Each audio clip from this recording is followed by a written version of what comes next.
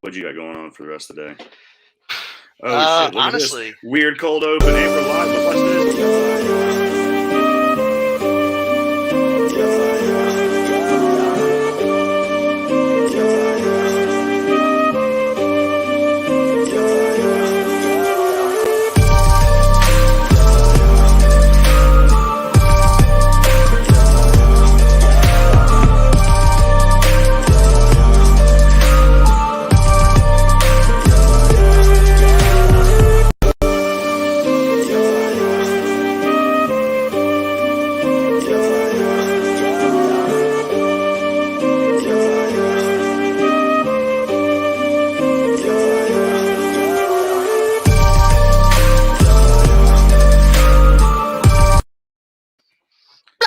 Hey! Oh, that was fun. Anyway, what's up, guys?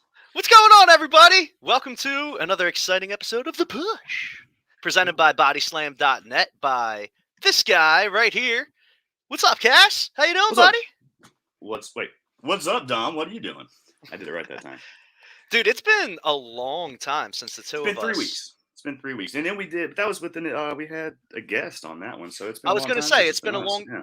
It's been a long time since the two of us just had an episode where we're just rapping. We're not really doing anything. I agree. Let's get right down to business. First and foremost, I love that intro. Thank you. That intro is tight, and it's way better than us doing the song. And you know how I feel about the song, but yeah. I think at this point we need to get rid of our song. We'll bring it back. We'll bring it back for special occasions. Exactly, special occasions, special events. It's an attraction, much like Brock Lesnar, who we saw last night, took back everything. Well, that's wishful thinking that you said we saw it because you saw it. Wait, there it is. You saw it. I was watching GCW. Yeah, but you didn't watch. All right, well, if you didn't watch day one, did you at least watch Cobra Kai? Come on, man! It's Cobra Kai! I know. Here's what happened. Let me tell you what happened. Sorry to all our listeners, too. I told my friend that I've watched all of them with, my best friend that comes over and hangs out and watches all my TV shows with me. I told her that I was about to watch it without her because she was not here. And I could tell she was okay. She was like, that's fine if you have to. I was like, yeah, I'm going to. It's your fault. And I was talking all shit, and then I felt bad about it. So yeah, if you're watching it with somebody else, we've watched three whole seasons together, so I figured I'd just wait. But yeah, no, I was gonna just do it anyway. I was just gonna be like, fuck it, I'm gonna watch it while you're gone. But she probably expects me to have watched it already, so I wouldn't doubt if she hasn't popped it on at her boyfriend's house and watched it anyway. But I'll get to it. Somebody like me, it's easy for me to tune off of social media and avoid the spoilers. Have you avoided the spoilers yet? Yeah. My Twitter and social media is geared solely to wrestling spoilers and not Cobra Kai spoilers. So I missed all spoilers so far. It's like an inadvertent filter. Like any other spoiler couldn't come through if it wanted to. Yeah, no, exactly. I literally would have to search it out. So I'd have to go find it at this point. My buddy and I were talking shit about that too. Like he was like. He's a big radio station guy down here in the South, and he was talking about how like he loves wrestling. He always goes with me to some shows and stuff, and he was talking about how he's been trying to engage with wrestling Twitter, and it's just not worked. Just nobody, you know what I mean? Every time he tries to have wrestling conversations, that's his Twitter account. It just doesn't do it. And I'm like, well, that's because your audience is not a wrestling Twitter audience. You've built your audience from your radio station gig and not just cultivating organic wrestling bullshit on your Twitter. So you're like asking for an audience to reach back that's not. So that's like what I do with my Cobra Kai. My audience is solely like wrestling on my Twitter right now, basically. So I can't find anything else if I tried. See, I don't go looking for conversations. I feel like I just text people that I'm close with, and I'd be like, if you haven't watched it, watch it. And then I just bug them to watch it until they do. And they lie to me or they admit that they liked it. And then either way, I'm just like, see, I told you. Yeah, it's so good. Why did it take so long? But we'll do a whole other... It's probably in the cards tonight. I was going to say today, but I know my Falcons have to lose to the Bills today because that's what we do. That's the 1:00 game. So I got to watch that here in a little bit. And then after that, probably get into it. There's a lot up in the air for the Birds, too. I'll tell you one team that did not disappoint me is Notre Dame. Hey, same. The Bulldogs, huh? No. Notre Dame didn't disappoint me. because they disappointed me. Oh. The longest standing tradition is that they lose their bowl game. So So it's like yeah. yeah, it's So like a backwards. I was unpleasantly unsurprised. Okay. Does that sound right? Well, That doesn't sound right. congratulations on the Irish, huh? For not disappointing you or disappointing you, whatever it was. I don't know. Either way, good for you. Look, I could talk. It's been a while since the two of us just Bullshit. went back and forth like Yeah, this. that's what And we're gonna do. honestly, I could do that all day, but I We're want to going get to. into some. I want to get into some fan interactive stuff right off the bat. Okay. Since only one of us watched day one and only one of us watched GCW last night, it's really going to be a recounting of what happened as opposed to a discussion. So let's start off right off the bat by saying Miss underscore Keys 88, congratulations. You just received your yeah, she just received her John Cena shirt that she won back in August. So yeah. So we're doing giveaways now. We're doing that. So we're housekeeping first. She received it. I told her because of the delay that she's going to receive something else, and I'm pretty sure she's listening. So I'm just going to tell you right off the bat, you're receiving a signed EC3 8x10 with the certificate of authenticity from ProWrestlingTees.com.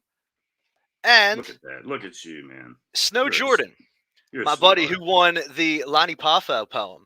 I regret to inform I still have not sent that out, but I have it. I completely forgot about that one because it was in a folder. I saw it like a week ago. I was like, oh my God, I got to send this out. But in addition to that, you're also getting a signed Ricky and Robbie 8x10, also with the Pro Wrestling Tees certificate of authenticity. I don't have that one. I should have that one. Somebody should give that one to me. Well, guys, thank you so much for listening and for also being so patient and not being like, where the hell is Fuck those guys. Yeah, giveaway? So you're both getting something in addition. What's up? Is it? I'm just gonna say when it's time, let me know and we'll go to this next. The time is now because I have the winner right off the bat. We're finally announcing the winner of the Edge Rated R Funko Pop. Get it up in there, guys. Unopened. It's win our shit. Finally, guys. This is on Dom. I apologize. I wanted him to. It's because I can't pick. I don't want to be picking because I don't want to be accused of being biased because I know so many people and it's happened before. Oh, true. And I have cheated before and given a friend something that they wanted. So it's fair. It's all fair. I'm not going to be accused of it again because I will cheat to win for people. So yeah, this one Dom is going to pick it and the winner of this Edge Funko. Well, we're gonna announce it. But I'm going to tease it because did you at least see or hear about his entrance last night? It was a Brood entrance. Was that right? It was the Brood entrance with the music. I hope my boy Gangrel got paid on that one because I believe he owns the rights to that, right? Like that's his property. I don't know. Is it? I know that he was. I think it's a Jim Johnston. That's got to be a Jim Johnston song because I know he uses it on the Indies, but it's the Indies, and nobody's gonna fucking. But here's the thing, though. Gangrel was ahead of his time when it came to that because he owned his own image and likeness back when Vince kind of just bought all of that up and nobody really thought twice about it. But even back when I remember on the cassette tapes for like WWF Volume 4 and WWF Aggression and all of that, you would see the same owners on the inside jacket of all of the different songs and all that, blah, blah, blah, except for Gangrel's. You would always see that his were owned by Gangrel, and the name Gangrel had its own trademark next to it. So I always thought that he was that's just how he was, and he owned that as well. It says, I'm reading an article. I'm reading an article right now from his interview with Chris Van Vliet, our boy, big friend of the show, Chris CVV. Is he? I'm a big fan of him, dude. I'm not gonna lie. We're buddies. I don't know if he watches our show, but he's a friend of mine, so I'm sure that he'll support anything that we say he does. It's from last year or 2 years ago now because we're in 2022. But it says right here what he thought when he first heard his entrance theme. He said, "Well, I thought they stole it from the Toadies Possum Kingdom." So if he says they, then it's not him. So obviously it's Jim Johnston. Yeah. Oh, that's a shame. I was hoping Gangrel was going to get paid on that. He said, nobody hears it but me, but I know they gave them that music to listen to. So the first time I heard it, it was a dry rehearsal under the ring on Sunday, like literally an hour before the show, and it kicked in. But I could hear the underlines from Possum Kingdom and the reverse masking and all the stuff they did in it. Just so I think I'm not positive. I'm gonna have to read this whole article now. It's not the time to actually read an article about a song, but Either way, I don't know. shout out to Chris. Either way, it's a good jam. Shout out to It's a good Gangrel. jam. And shout out to the winner of our rated. Why do I keep saying our? Yeah, no, I got it right that time. Our rated R Superstar Funko Pop Edge.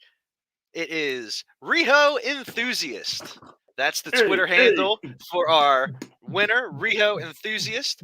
And I'm going to be honest, I'm a little biased on this. I don't know who you are, Riho Enthusiast, but when I clicked on your profile, the the Twitter banner was a fan sign that says Vince Fears Hook. And I said, boom, that's it. You win. Because we're living in the Church of Hook. Yeah. You know what I mean? It's the Church of Hook. So that he is my new best friend. So I know, right? You don't know it. You're probably not even listening. You might be listening, which would be cool if you are. If you are, drop a comment. But either way, you're our winner of the rated RKO. Why do I keep saying that, man? I'm all over the place. Our rated R Superstar You're rusty. Funko Pop. That's why. It's because I keep saying Funko. But oh, what's up, Jay Shell? Listening. What's up, Jay Shell? How are you? Hey, hold on. What's this? Production value. What did I infringe on now? I infringe on all types of gimmicks, but like I'm not even sure what I did now. Oh, come Besties on. Come on. Is come my on. gimmick. Jay Shell, listen, girl. Hold on. I love you, but Cass and I have been best friends since before you were even born, girl. No, she was talking about me claiming Hook as being my new best friend. Oh. See, I said new best friend, not besties. See, technically, it's not really infringing the gimmick. We're running alongside the gimmick. I'm running along with you. I feel like Hook is a friend to us all. You know what I mean? He's a universal friend. Yes, he's everybody's friend. He's someone that we can all worship. Mm-hmm. Somebody that we can all put on a pedestal above us all and hold up as kind of, if we had to give the best and brightest of our collective species, it would be him. Not him as in Cass. It would be him as in Hook. I think we can all agree on that, right? There's not really any discussion or any need to go back and forth on that. It's Hook. It's Hook. So we had anyway. I got to hang out with him for a little bit in Minneapolis. That was super fun, man. It was a fun trip. All right. Stop rubbing it in. Yeah. I'm going to. My new best friend and I, we hit it off. Anyway, for that reason. Jay Shell making me laugh in the comments. Anyway, dude, for that reason. That's what we're laughing at. In case anybody was wondering, if you're listening to us on our audio platforms, hop over to the YouTube or the Twitch gimmick and view us on there instead. Throwing love back to our winner, Riho Enthusiast. For that reason alone, Vince Fears Hook, you are the winner of our Edge Funko Pop. And so what? Either I'll reach out or reach out, get the address, and I'll mail that out to you tomorrow or Tuesday, first of the week this week. I was gonna say, don't get ahead of yourself, because let's be honest. What is with all this shit talking today, man? You're the one putting it on blast. Anyway, so don't get ahead of yourself, because I like to think of myself as the responsible one between the two of us, and it took me about 4.5 months for me to get my winners theirs. And I'm still, actually, if you're Snow Jordan, you're still waiting for it. Still waiting. I do have what I'm going to give away next. I have a few more 8x10s. Yeah. These were, look, if you already subscribe to the Pro Wrestling Crate, then you probably have seen a lot of these before. And I apologize if you already subscribed to it, because these are going to be giveaways that you already have. But one of our winners is going to win a Swaggle 8x10. And again, all of these are certified as authentic by ProWrestlingTees.com. Another one is going to win. I'm kind of sad to give this one away. No offense to Speaking of Pro Wrestling Tees, did you get your information stolen? Did you get the letter saying that your credit card info got stolen? No. Did you hear about all that last week? No. When did that happen? Oh, dude, fucking April. And they didn't acknowledge it until fucking November, and they didn't send anything out to people until this month. Interesting. So yeah, but it happened in April. I don't think anything happened to me. And I'm Dude, usually you know good with checking my like credit how many history. times how many times this year was I like, fuck, dude, my account's in the negative, and I had to like get a new card because my shit got stolen? Like 3. Yeah, you know what? I honestly just thought that was you lying to me this whole time, and kind of just passing the buck on somebody else for being irresponsible and you spending all your money. That's Yeah, it's true. true. That's It's true. true. Jay Shaw, I don't even follow Twitter. I'm in and out on Twitter. I feel like I have to keep a correspondence with my messages on people. Like I'm sending belated Merry Christmas to people that I'm friends with on Twitter. Um, I enjoy, and you know what? It makes me a more appreciative wrestling fan.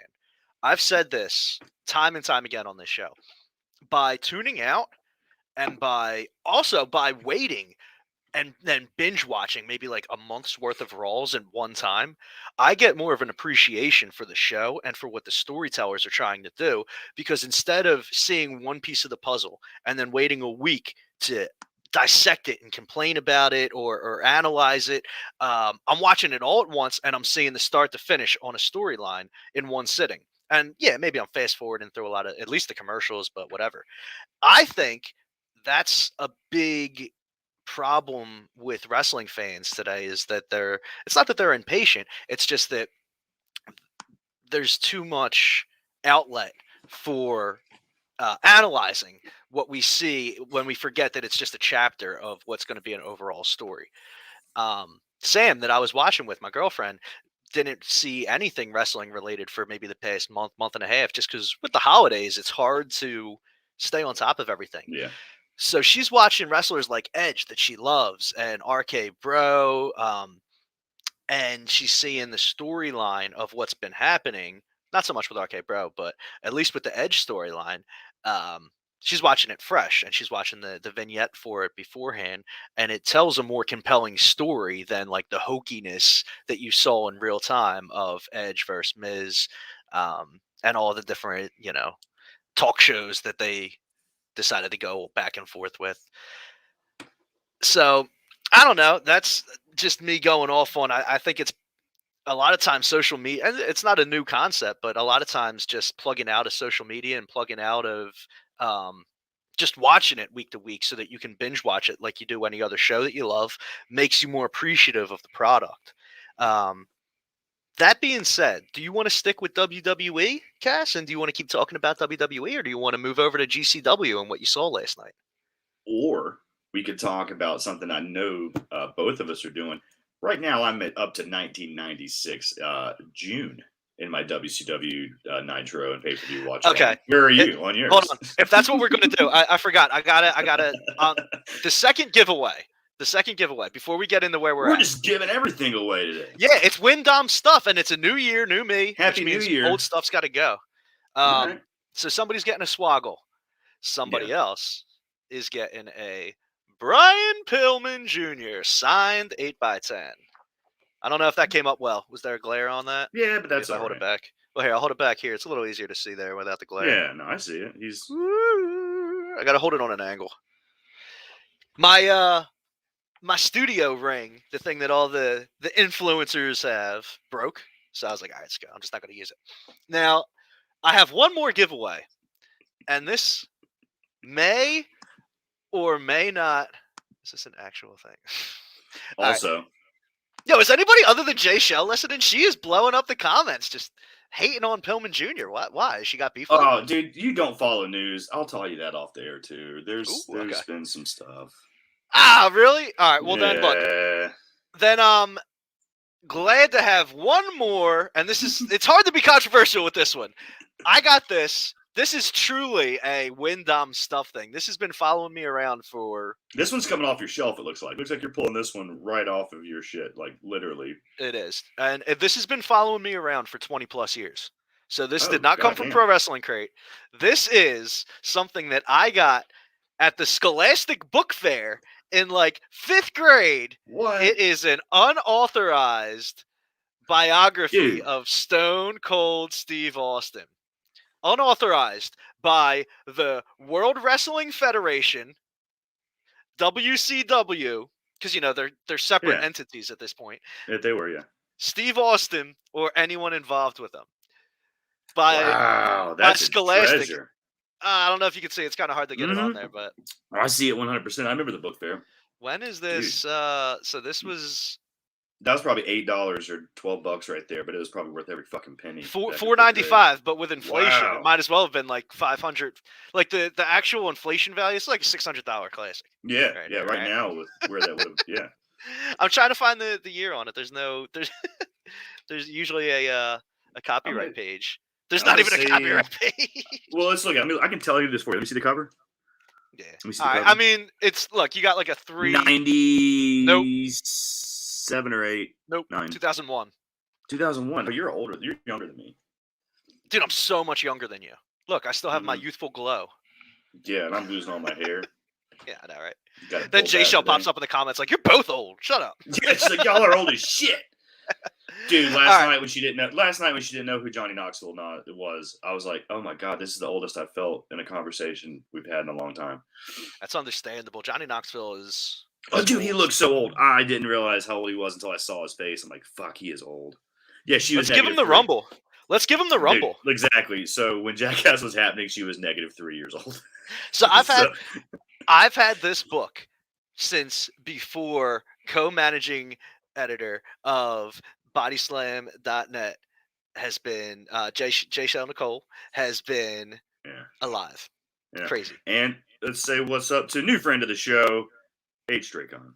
What's up, H. Dracon? So anyway, how do you win this stuff? Right? How do you win Go it? It's easy, to guys. bodyslam_pod on Twitter, and you take a screenshot showing that you follow us and subscribe to us on our YouTube, which Also follow the is Body Slam main page too, the bodyslam.net account. We gotta do both. Let's do both. Oh yeah, I keep forgetting about that. Anyway, Mhm. so Everything's you up here go. in the corner, then in the top right hand corner. Those are the accounts you need to follow. Right above Yes, Don. follow these accounts on Twitter. If you're listening not on YouTube, it is bodyslam_pod and bodyslamnet. Follow them on Twitter. Then take a screenshot to show that you subscribe to us on YouTube, and find the pinned tweet at the top of the bodyslam_pod podcast. Throw that screenshot in the comments, and we're gonna go from there, and we're gonna find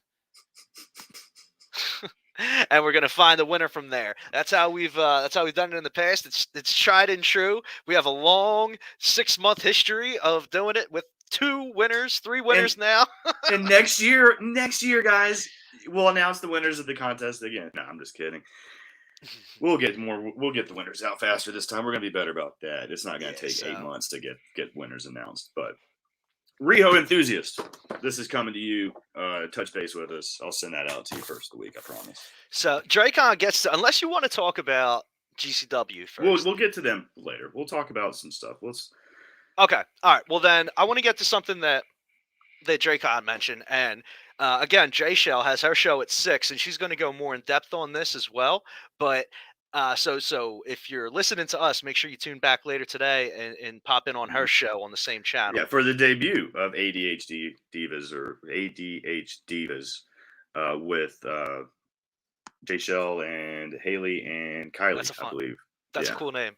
I was gonna say this girl has more shows popping out. She's got a few shows now, right? Dude, she's got. Can't even keep track, bro. She's got Fantasy Booking Friday. We've got Shelly Speaks, our interview series. We've got ADHD Divas.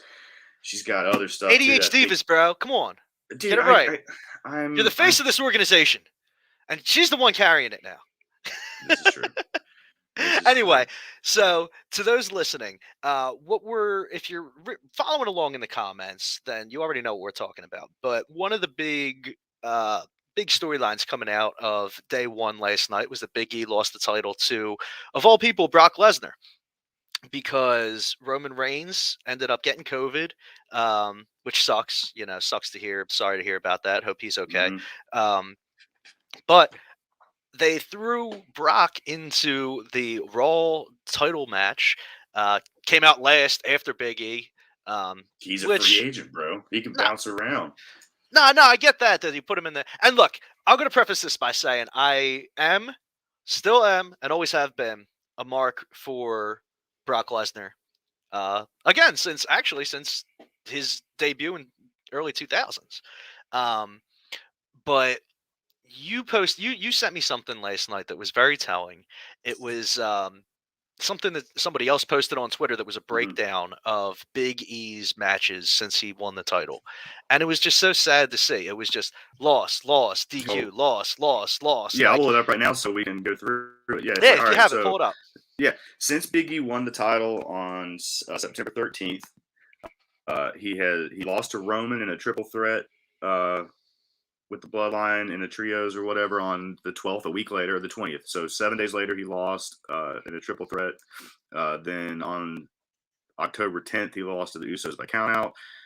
Then again, Rollins and the Usos on November 15th, lost to Roman at the Survivor Series, lost to Owens by DQ 11/29, lost to Bobby Lashley December 13th, and then loses the title to Brock at day one. So in a 4 month or how many months is that?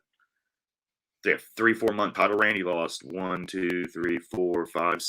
7 key matches in 3 months. Like, and that's your world champion. Yeah. Now look, let me play devil's advocate because that's what I do. That's what I'm trained for, right? Um, that isn't 100% indicative of what's to come. But I fear that they don't have anything to come for Big E moving forward. And it's because if you're watching the match, he looked strong in the match, but look, that doesn't mean anything for moving forward. Moving forward, I think that match built up a lot more for Bobby Lashley on Raw than it did for Big E. After the match, when Brock is standing there with the title, they're going Yeah, they back had and a they're doing camera angles to Bobby, not to Big E. Big E was kind of just like another person that just happened to be there, right? And I fear that although this setup, yeah, Brock has the title, right? And it was obviously something that they weren't planning for. It's not like this was the plan going in.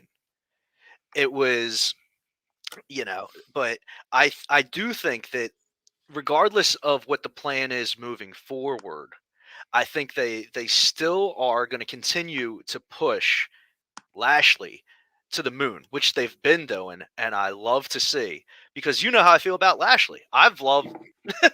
this is You the you're the theme of the biggest night. hot you're the biggest Yeah, hot it's Bobby true. Lashley supporter I know.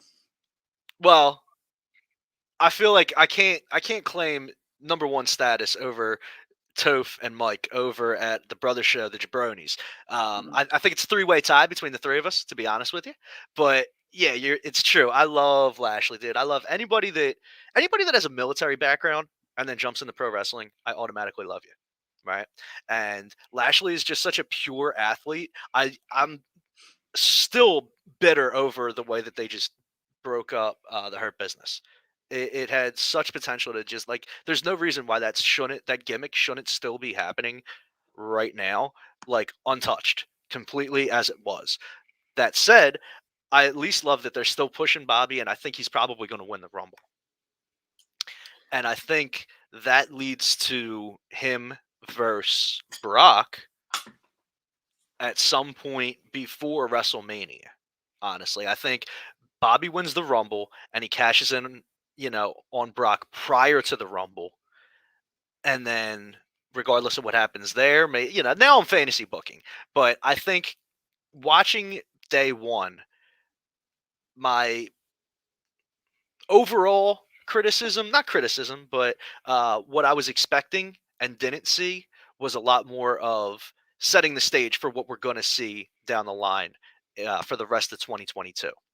And obviously, that was the case no more so than in the main event because it's like, oh, we're going into 2022 and Brock is the champion. Yeah, exactly. So, as much as I feel like they did justice to Bobby Lashley, even though he didn't win the match, I worry that Big E is just going to be lost in the shuffle coming out of this, Mhm. and he's just going to go back to kind of doing the comedy babyface gimmick without getting a real serious run at the title anytime soon, and that sucks Mhm. because it's easier to stomach his lackluster title reign if he lost that match knowing that there's something exciting to look forward to going into the Rumble. Like, he's got a lot of momentum and he needs to win that title back because that's his title. Brock just comes in out of nowhere. I could get behind that. And I'm still excited to see Lashley looking hot going into the Rumble because I think that might be the story that they tell. But you know how I feel about, in fact, I'm right here, all three of them, if you can see. But I don't know. It sucks to see. You always give them the benefit of the doubt. You always do. And Who, New Day or WWE? You WWE. Who do you I? always give Oh, WWE. yeah. You're always like, it's not going to be as bad as you think it is. And brother, it is. You're right. It is. This was hot shot booking because they got hit with that COVID shit, which kind of their own fault too. Fuck, the same week that they announced they're not testing for COVID anymore, they get hit with fucking COVID bad and lose 2 of their top stars to COVID for the week. Yeah. Well, and you know like, what? that there's they'll fix it on Raw. No, they won't. They're fucking trying to write that shit today to fix what happened this weekend, and then they're gonna have to rip it up on Monday, and it'll be a whole nother fucking just hot shotted makeshift fucking plan right there before Raw tomorrow night. Right. So I don't know. We got 3 months to the Rumble, almost 4. So no, dude, we got 4. Yeah, weeks, not Rumble. weeks. I meant Mania. Oh, me. the Mania, yeah. Yeah. So we've got 4 weeks to the day for the Rumble, though. Okay. And don't overshoot the Rumble. They're going to make the Rumble a big event this year. And is it in February this year? No, it's January 28th. It's 4 weeks to the day today. All right. So, or I'm sorry, the 29th. January 29th. Now,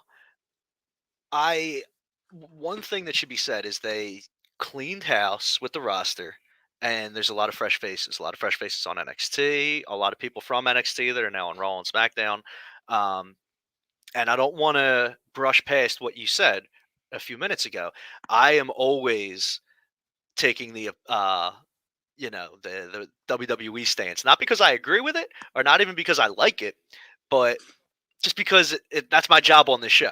You know what I mean? Yeah, you are the Stephen A. Smith to my whoever I am or whatever. Oh, dude, thank you. Yeah. Thank you. Nice Philly reference too. I like it. Mm-hmm. But and you know what? So is Butler. Like Butler, I'm just gonna. This is a shoot. Butler on the Jabronis very, very, very, very rarely actually believes what he's saying on the show. It's just he takes that approach. And I'd like to think with me, it's more that I'm just hoping. And you're a wishful thinking guy. You're a half glass full. Like I hope for the best kind of. Like I'm gonna argue that. But dude, you're not wrong. You're not wrong. They constantly screw it up, and I think when it comes, I was rewatching some of the matches that I was dozing in and out of last night. I was rewatching them this morning, and I thought to myself, regardless of whether they're overtly taking these kind of racist thoughts into account or they're just oblivious and not thinking about it, they're constantly just focusing on telling a wrestling storyline at the expense of the pop culture significance that they have. And I think sometimes, like, it was, I'll tell you, I thought this when they were doing the vignette with Bianca. There was a vignette with Bianca because she wasn't on the show, but they did a really good vignette with her, and it did put a package together showing just her being the EST. And it got me thinking, not that it was right at the time, and how much backlash there was. I'm sure Jay Shell can mention this. I mean, she was more hot about it than I was. When Bianca lost to Becky at SummerSlam as quickly as she did, it took away everything that they built up, right? Right. And it was like, what the hell is why? Like, why? Like, you just ruined her. Okay. All right. So, no, I totally get it. But here's the thing. With telling that, and again, only one women's match, that could have been for a million different reasons, though. That could have been because of COVID. It could have been they were, short-staffed on the roster, blah, blah, blah. Short staff on the roster is their own fucking doing, dude. They have Well, yeah, less you than know what I mean. But as far as like who they would have to have travel as opposed to who they had local to be able to fill in the, I don't know, whatever. I'm speaking outside of my. You're once again like, it's not. It might not be as bad as it is. No, it's as bad as Right. it is. They And fucking. yeah, Drake, I'm gonna shoot off real quick because Dracon mentioned that Rampage Street fight was fire, and I want to talk about that, and I want to compare it to the Becky Liv Tyler Liv Morgan match, that we did. Yes, she freaking did. Liv did so good, won me over. I was kind of, not that I had anything against Liv. It wasn't anything against her personality or her character, what she was saying. It was just hard for me to buy her in-ring product, and um and then eventually I kind of just fizzled out on her. But last night she did so well, and I can now seriously buy into her as a real main event contender for the women's title, whereas prior to last night I really couldn't. And I don't know if that's how much that is Becky being a good ring partner too. But dude, Liv did so well I last think night, a lot of it has to regardless. do.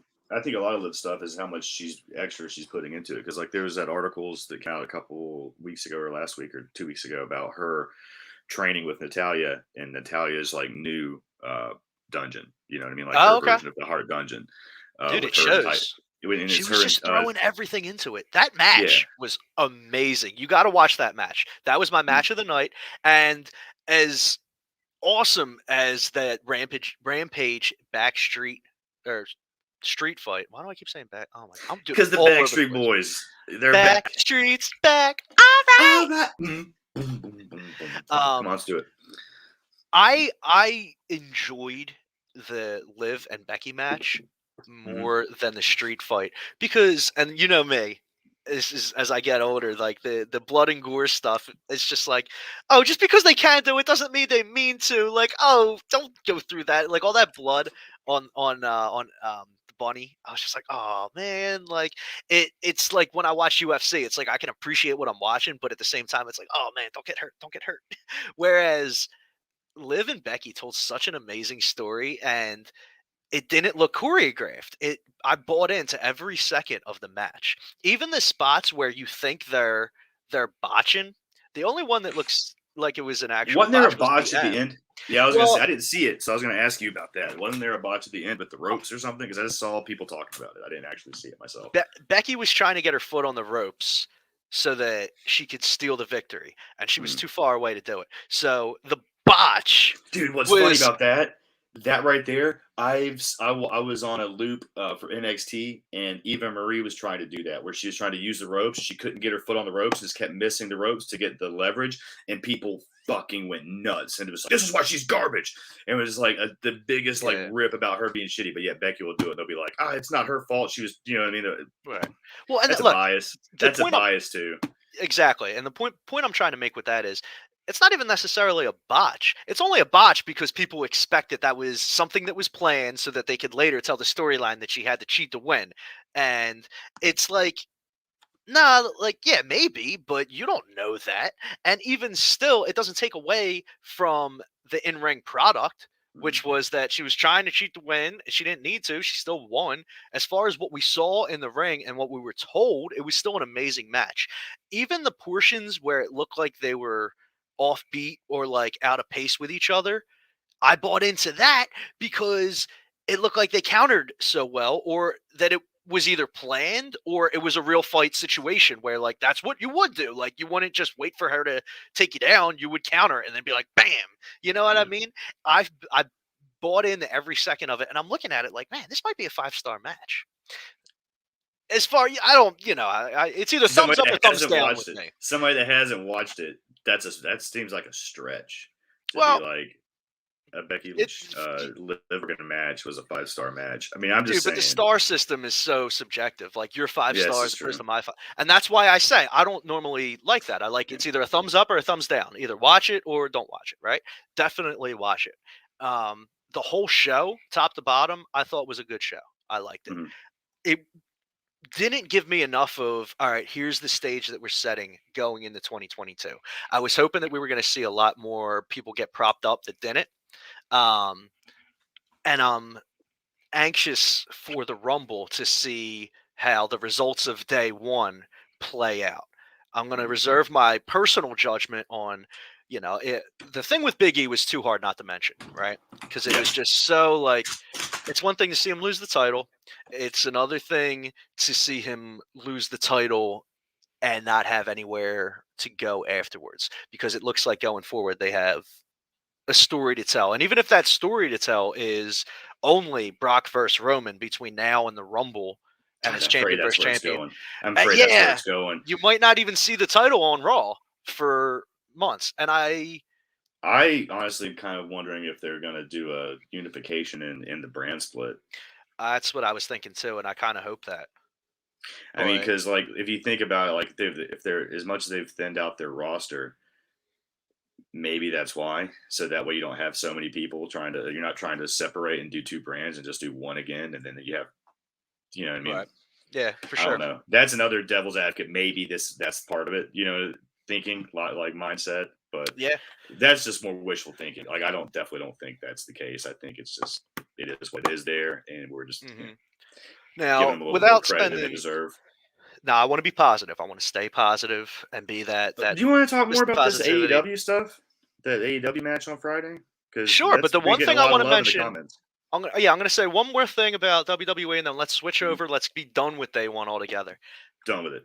The crowd looked Everything. first was the crowd looked great.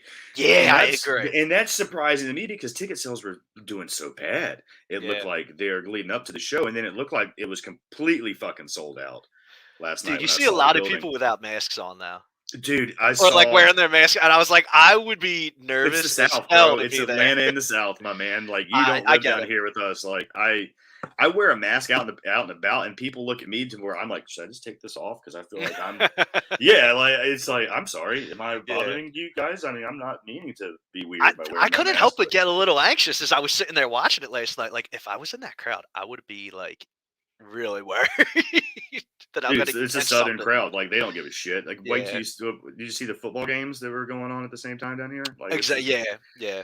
But look, all right. So the one thing that I want to say about the card last night, regardless of how I feel about how they did Big E, even how they did Lashley, and honestly, I didn't even mention how they did KO. I don't want to see KO in WWE anymore because too I bad he freaking. re-signed. Oh, did he? Dude, where are you at? You didn't realize that either? Yeah, he Nah. re-signed. He's there. Well, then I hope they start Long doing right term. by this Big man. money. Big money. I thought that they were writing him this way because he's on his way out. But man, No, they re-signed him last 2 weeks ago, last week. well, good. I'm glad he got his money because I hate seeing his just fodder.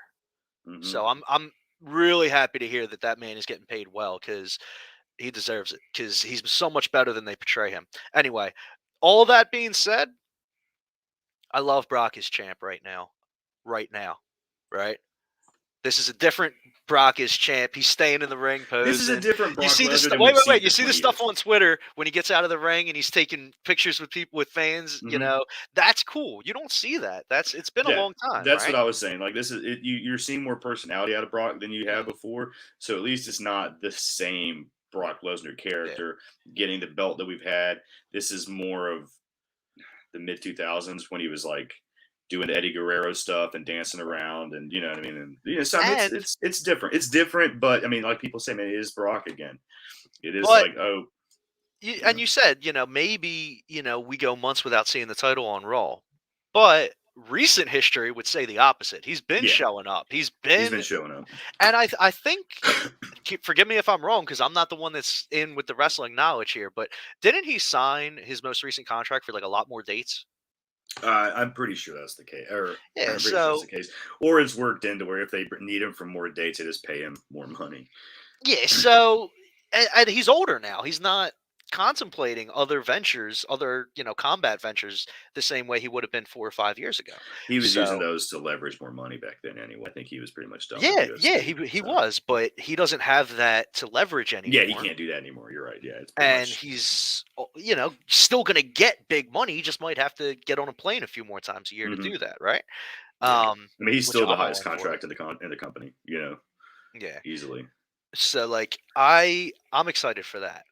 I just hope, and I'm really excited to see Lashley versus Brock 1-on-1, and I hope it goes 20 minutes, 20 plus minutes, Yeah, even that's if been a it's a match lot of just everybody's wanted for a long time. a So long time, dude. And they planted the seeds, and it just sucks to think that Big E is going to be lost in the shuffle because of that. yeah, Unless, but anyway, let's move on now, and let's get into. Do you want to do AEW or you want to do? yeah. I'm We'll do excited to hear about we'll do GCW. we'll do AEW because there's a lot of people we're talking about in the comments, so we can bust out some of those as well. So like that. Did you watch Rampage? I assume you did Dude, because you talked about the women's match. the street fight was a completely different type of amazing. It was. Yeah, I'm sitting there thinking like all four of these women don't need to put their body through this for any of the people watching to get invested in them as characters. Not just because they're hot, not just because they're women, just because all of them have been putting in solid product, right? yeah, and like this comment here, and they've got multiple. I mean, they're doing a good job with storylines and keeping everybody, as many people as they can, Right. busy on TV. So Dude, watching Ty's in-ring product now as opposed to when she first signed with AEW is like night and day. Same thing mm, with Anna, right? mm, And Bunny's always been fire, I feel like. You know what I mean? yeah, uh, Yeah, good point. Good point, yeah. Dracon. What That did Bunny, he for those listening and not watching live, he says that Bunny and Penelope specifically needed a good street fight more than a good match to be able to get over in that regard. And you're probably right, man. Like I totally see that. Um, Jay Shell, I did not see what tweet. Just assume that I never saw any tweet or anything that goes out. Unless it gets screenshot to me, I don't really see it. Um, Oh, I was so far up in the comments too. I'm like not even down at the bottom. I was trying to catch up, so I don't even know what we're it's down there yet. yeah. Every time I look over, I lose my train of thought, so I'm trying not to look at it Yeah. too much. I'm just waiting for you to pop them up. But yeah, that match was awesome to watch. And again, half the time because Bunny was just crimson mask, as they say. Yeah. Um, and a lot of other people got blood. And some of the botch there was that at one point the table didn't break when Penelope did a moonsault on, I think it was Ty, from the top turnbuckle onto a table on the floor. And I'm like, man, is that even a Oh, and botch? it Because didn't that looks break. The like it table didn't hurts. break. Yeah, it's like Yeah. that looked like it hurts so much more than if the table did break. And she got up and sold it. She was just like, fuck, whatever. Like They boom. still used Like, that yeah. table later. They Yeah. still They went incorporated through it it. in. They went through it eventually. Man, uh, it was wild. J Cell, the Swole thing. I got caught up on it a very little bit last night. I missed all of it until I saw what you showed me, Cass, and kind of chatted me up on it.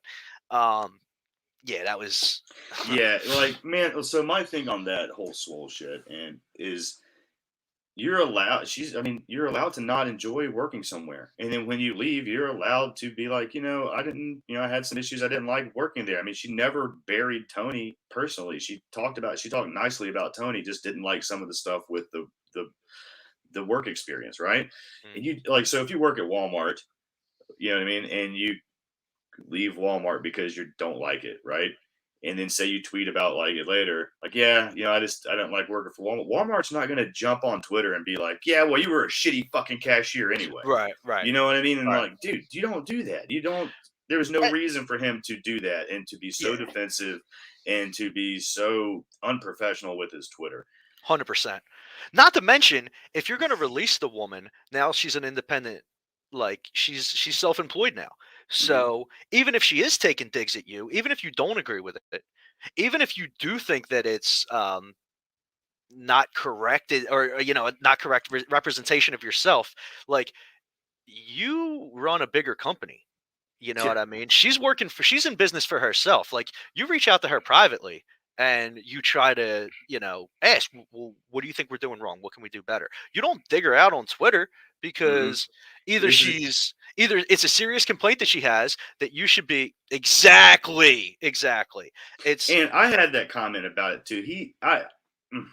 That's Jay, dude. Jay, bring He was that back doing up. that to Bring me. that back up. He was doing that because- to me. He did that to me too for a little bit when I was getting outed and pushed away from all these scrums and banished as well. It was fucking with my money, and I was a little salty about my like punishment and Yeah. timeout from like the AEW That's scrums what you and don't. stuff. That's what you don't do. You don't release somebody and then exactly, guys. Exactly. That's you guys put into one sentence what my entire view was last night and today.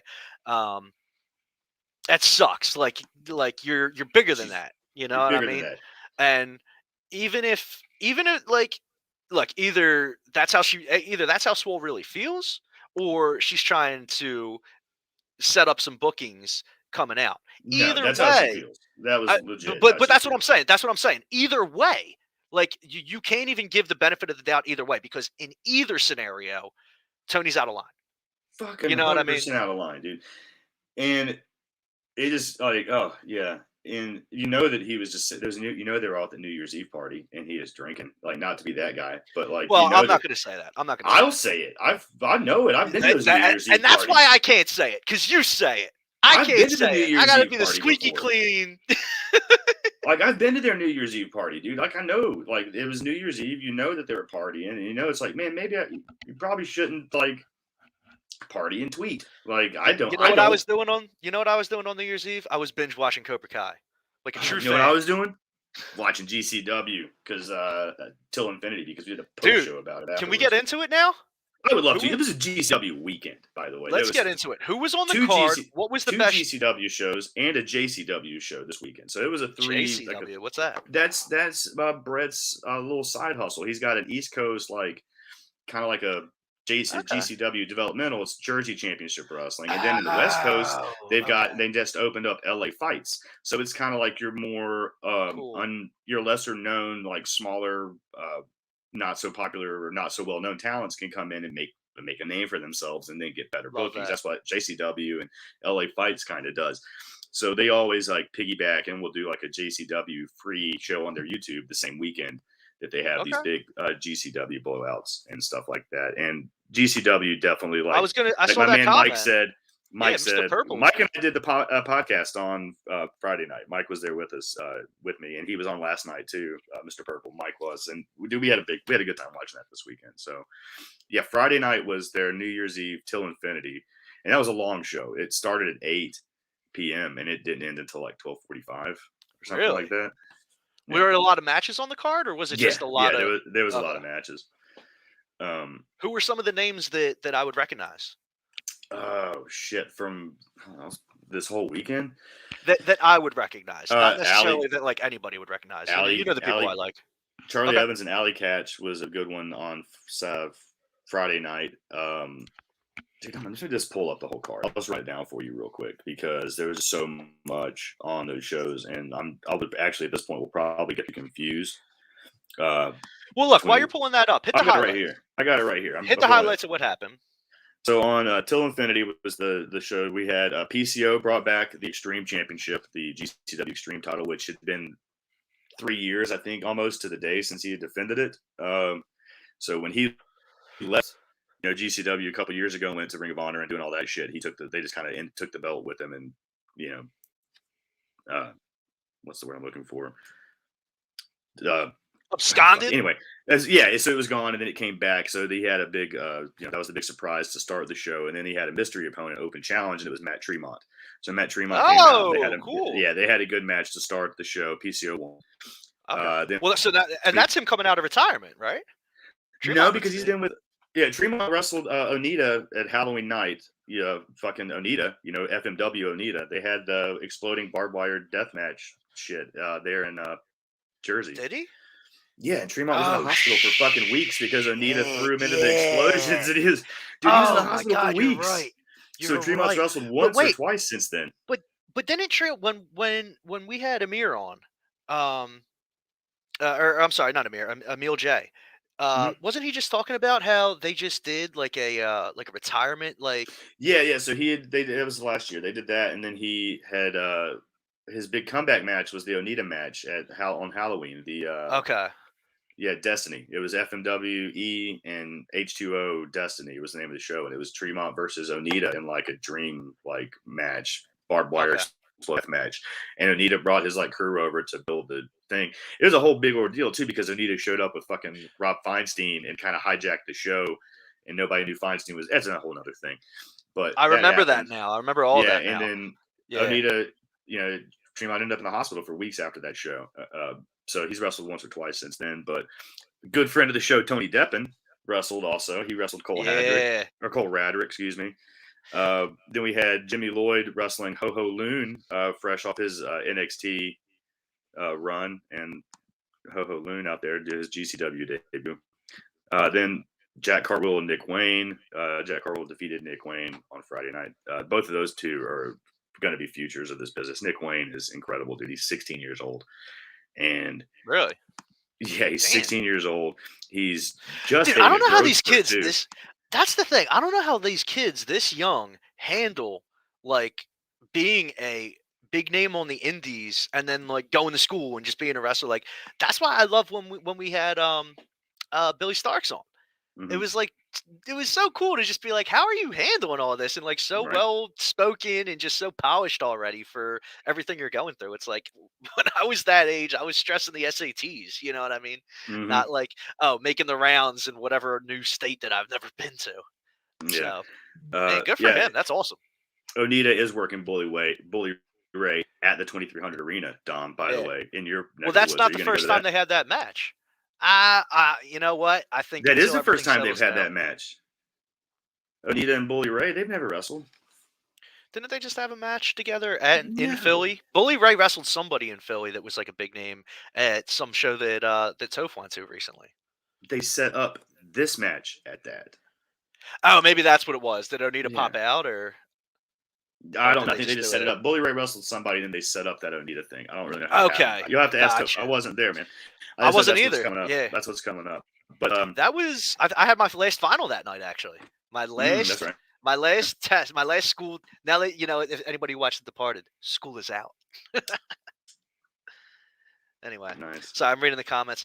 But yeah, I don't think I'm going to go to that show. I think I'm going to go to the two events that I already paid tickets for, or paid for tickets, and then I'm going to settle down now with going to live events until everything's simmers down with the whole COVID thing. Exact opposite for me, my friend. You're not in a position to be able to. This weekend. Yeah, I mean, but you're always on the road though. Yeah, no. But here's the thing. I mean, I come busy rest of my month. Yeah, I am going to Raw when they come to Philly. Oh, nice. And I'm looking forward to that. We got club seats too, so we can sit a little far back, get a little bit more socially distant, do the elevator thing. So I'm trying to follow the ever changing protocols, right, as they say. But I'm looking forward to that. But I think as far as everything else, it's going to be, unfortunately, back to watching games and watching events on the couch. Let's get into GCW. Let's keep going back into it. So we also, after Jack Cartwheel and Nick Wayne, and so like I said, Nick Wayne's 16, dude. He's the future, bro. He's like we were talking about on the post show the other night. Like I think Mike and I were discussing it. He's hitting a growth spurt. So he's like shooting up, dude. He's getting tall. He's gonna fill out, dude. His frame. He's gonna be be really big in this business, bro. And Jack Cartwheel, the same thing. He's a young guy from California. I think he's a fucking college running back. Also, did you know that? Really? Yeah. So not only is he most like.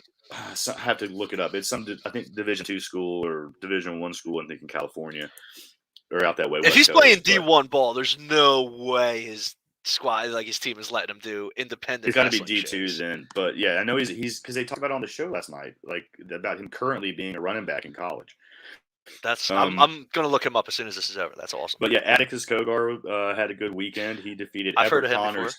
And 4-0, bro. That's Greg Irons. I was going to say that's how I've heard of Atticus. But. Yeah. He had a big weekend. Atticus was a big weekend for him. He wrestled Everett Connors on Friday. Also, it's Gregory Iron, but not Gregory Irons. Yes. Not Gregory Irons, bro. Come on. I'm correcting you. He's the original homie of the show. Yeah, he was our day one is H guest. He is the day one is H of the show. That's true. Yeah. But yeah, Atticus had a big weekend. He wrestled, like I said, Everett. on Friday night, but it was a big weekend for him because of Marcus Crane passing away. I was a good friend of his, and they had Yeah, that's grown great. to be very tight, it looked like, and he shared a bunch of stuff with that this weekend. And so it was a nice moment for him for that. And then after that match, we had Blake Christian and Alex Zane against Ninja Mac and Dante Leon. Blake Christian and Alex Zane fresh off their NXT run, dude. They're just so crisp, so good. They do so many things in the ring that just separate them from everybody else. It's so much fun to watch them. Dark Sheik beat Colby Carino, another friend of the show, Colby. He's one of my homies, so that was fun to watch him wrestle this weekend too. Then we had a trios match. Second Gear Crew, Effie, Matt Justice, and AJ Gray defeated Young, Dumb, and Broke, Jordan Oliver, Charlie Tiger, and Ellis Taylor. A lot of friends right there. That's like all that. I was gonna say, yeah. Who'd you like in that one? I just wanted them to have good match, and they definitely killed it. That was a good weekend. A good shit, man. Jordan Oliver had a good run this weekend too, man. And we'll get to that later as well. We'll talk about his nice night. Effie had a big weekend. Last night, Effie got attacked by Jeff Jarrett, another friend of the show. Yeah, I was gonna say Double J to set up. That's who I cheer for anymore. It's like if they've come on the show, they're my new favorite. That's what, dude. Now you're getting into that. See, now you're gonna have these prediction problems like I do. That's what happens to me when I do make these predictions. I'm like, oh man, I lost to Sam last night, big time, because I went all in on the New Day, and I was like, I know that I'm probably going to lose on this, but I'm going to bet with my heart. I voted. Don't follow your heart, brother. I know. Yeah, Calvin Tankman had a good weekend. He won the scramble over Marcus Mathers, Manders, Yoya, Shane Mercer, and JJ Garrett. Alley Catch beat Charlie Evans, and then you would have loved this. So Emil J beat this guy Jay Free in a rap battle, and he just did he really destroyed him? Yeah, dude, that guy was garbage. And then at the end of it, the dickhead no sold a fucking chair shot from Matt Justice. He was on the top rope and was like standing there, and Matt Justice hit him with the chair, and the guy just no sold it, did a backflip off. So Justice just cracks him right in the face with it again. Like fuck, I feel like bro. In a company like that, if you no sell it, you're probably gonna get a quick receipt, right? Yeah. Then there was a death match to close out the show. It was G Raver and Akira. But yeah, the rap battle. You need to go back and look that up. It was fun. Emil was talking about. We were talking about that all week, man. He was for like 2 weeks. He was so nervous. He'd been practicing. He was so worried he was gonna forget his shit, but he did great. He killed it. So that was a fun Friday night. Who is Mike, Mr. Purple? This dude is consistently I can't look at the comments because every time I look over, he's cracking me up. Yeah. That's Mike. Yeah, exactly. Mike That's exactly what I was thinking when he said, "I just hope everyone has a good time." And then he was like, "I just want them all to have fun." Yeah. I love going to Phillies games, and whenever there's a stoppage in play for whatever reason, just chanting, "Let them play! Let them play!" This last night, Dark Sheik had some Psylocke gear. I noticed that and commented on the Twitter about it. I was like, oh, that shit's awesome. So, yeah, I'm glad somebody else saw that, too. Oh, I didn't realize that Big E was rocking a Festivus singlet and robe until I saw the pre-match package on day one. But he wore that on Raw one week, I guess in the last couple of weeks. And I was like, just another reason to love the man. It had a Festivus pole. It said no tinsel. I didn't see that. It's distracting. Yeah, I find it distracting. Anyway, Amir, I saw you mentioned in the comments that you're going to be going to the AEW Newark show, and Brian Wanamaker, I gotcha. I was going to go to that too, if not for everything ramping up, because now I have some newfound free time on nights and weekends. So I was thinking, that'll be a good way to make use of that time and go to that show and represent Body Slam for Cass, and also see a hell of a match, right? That Danielson Hangman match. But with COVID, I'm not going to be able to be there. So enjoy it twice as much for you and for me as well, because that's going to be a hell of a show to be at live, I'm sure. Yeah. Last night though, I did the same thing. I just watched GCW last night. Oh, no, I did JCW. We're going to talk about the JCW show too a little bit. That was a fun one. That was during the day yesterday. Dude, what were some of your highlights? Some of the best moments from last night, other than our homie Emil. And you know what's funny? That episode, if you go back into our archives on YouTube or on your favorite podcast platform and see our previous interviews, it was about a year ago, where we had GCW's Emil J on, and it was Emil J and the Festivus Miracle, because we Mhm. spent about half that episode just talking about Festivus and Yeah, Seinfeld. Seinfeld and Festivus. So it's all full circle around here, bro. We all do callbacks. We're good on callbacks. But Friday night it was good because they did right after the Emil's thing. They did the New Year's countdown and then the death match. The death match Friday night was wild as shit too. G Raver and Akira. But it wasn't compared to the match last night. The John Wayne Murdoch and Alex Colon death match. That shit was fucking insane. Yeah, tell me about that, because I wanted to know about what happened with that, and what was that match like, dude? The match was fucking. They did a good job storytelling leading up to that match too. So there was a lot of good. There's a good program and story involved with that to make you really feel like the match had something to it, and it wasn't just like a death match just for the sake of a death match. There was like a purpose for it. But you need Colon that, won, right? And he defended his ultra-violent deathmatch title. So he defended the title in the match, but the match was fucking. It was billed as a grudge match, like because it was personal and shit, and they definitely made you feel that way in the match. Like it was brutal, bro. And like Murdoch. So the end of the match was kind of fucked up too because everybody was a little weirded out. It was a weird finish. So Murdoch gets cut, and his arm is just fucking gushing blood and like gigged out, like bad fucking bleeding. So the ref like stops the match because his arm is too bad cut. But they don't really announce that the match was referee stoppage. Like Emil didn't really get on the mic and tell people what was going on in the crowd. So the crowd's a little mad that the match just got stopped. Oh, don't blame that on him. No, don't blame it on him. Kind of was. No. I'm never going to blame anything on him. Somebody needs to get in his ear and tell him to do that. I'm sure they were. Anyway, but so it was really confusing. So then, what happened there is just everybody's kind of confused with what happened. They're calling him a fucking pussy, and then the match just like something happens. Colon starts hitting him with gusset plates on his arm again, where his arm's all fucked up, and then the match just restarts. It's like John and Murdoch's like, no, I'm not gonna be. The match isn't gonna end like that. We're gonna restart the match. So now the match is back on, and now they're fighting again. And he's bleeding fucking all over the place. And then eventually he gets put in like a submission hold and I think just passes out. So now it's like the match is over because he passed out, but everybody kind of thinks he quit. They didn't announce he passed out. So now they think that he quits. And now the crowd's chanting, "You're a fucking pussy." And there was a spot too where Colon grabbed a drill and like took a drill to his arm after where his cut was. It was wild, man. But when he's laying there on the mat, just like blood is just, you can see it with his heartbeat, like it's just like pouring out. Oh. Yeah, so every time his heart would beat, you could see the blood like run out of his arm. So you knew he got cut bad. And his ear was the same thing. So he's laying there, it's like out of his head and his ear. It was damn.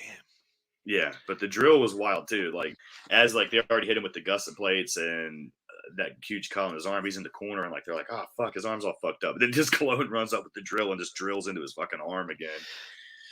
So that was a wild spot to close out the night. But like the crowd didn't know what was going on. The crowd didn't know what was going on though, because it wasn't relayed to them that the ref stopped the match the first time.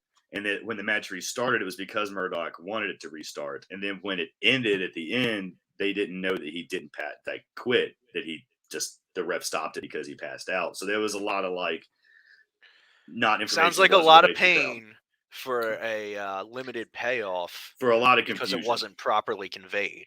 Is that what you're trying to say? Yeah, because Kevin Gill didn't even know on commentary. Gill didn't even know what was going on. So Kevin Gill's trying to figure out what's going on, and he's missing some stuff with the way that it transpired. And he and I were texting and talking about it afterwards, and he was like, "Yeah, I didn't know. Like, I thought this is what was happening because they didn't announce these parts of the match. So it should have been more. You know what I mean? Yeah. Like there should have been more. It should have been more clear by way of." Communicating with the crowd and the fans through the referee talking to the ring announcer instead of it being just like left up to us to figure out what happened. But well, you know what? That's other than that, other than that, yeah, I feel like it was a really fun show. That's a common criticism for any indie show because you're at limited funds and you're so used to putting on a show in the ring that if you're going to put on a pay-per-view show, or you're streaming it, it's hard to get the type of production and audio production set up throughout and stay on top of it throughout the night. In Well, addition to all of that, without they spending really have moolah. stepped up their production value. They had a new crew for cameras and sound and everything, because that's been issues with the company in the past that you've heard people complain about. Like, Right. the show's great, but I can't hear shit. You know what I mean? Because Right. the commentary is all fucked up, or the audio levels are off. So apparently they had like a new, like, big soundboard, bunch of shit going on this time to step that up, because they're going to Hammerstein. Like, that's going to be their biggest show in the company's career in 2 weeks, 3 Right. weeks, on the 23rd. So they're like, Are you going to try to go to that?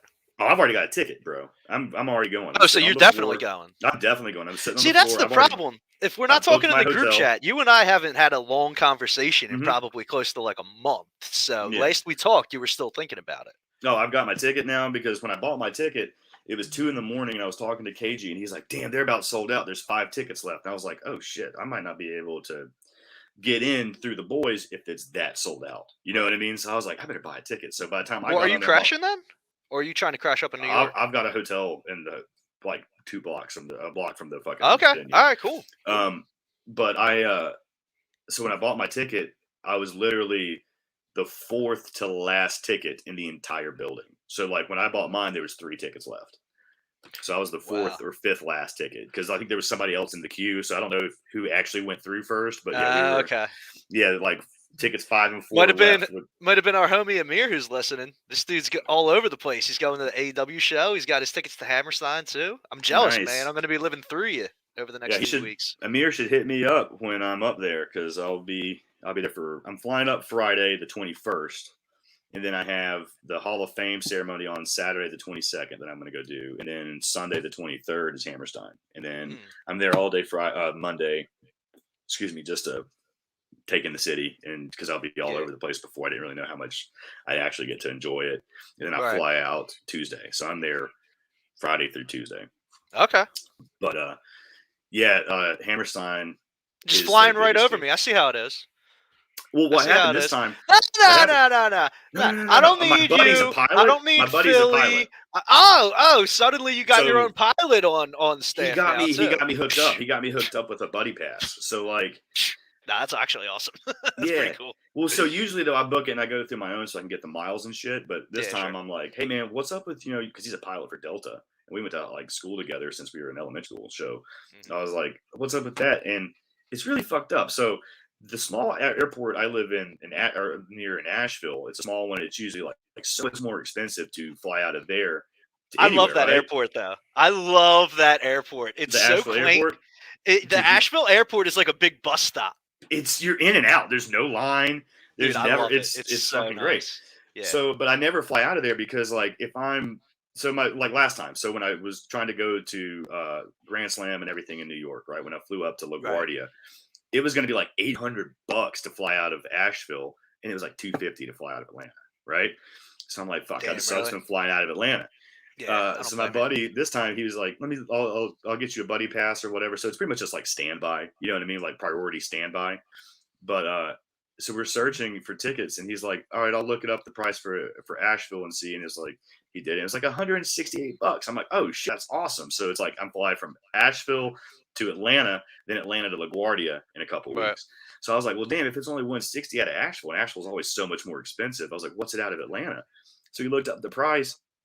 $178. It was $10 cheaper to fly out of Asheville to Atlanta to get on the plane I would have gotten on originally out of Atlanta to fly up there. So I saved $10 to not have to drive 3 hours to Atlanta to get on the same flight that I would have gotten if he had booked me from Atlanta on anyway.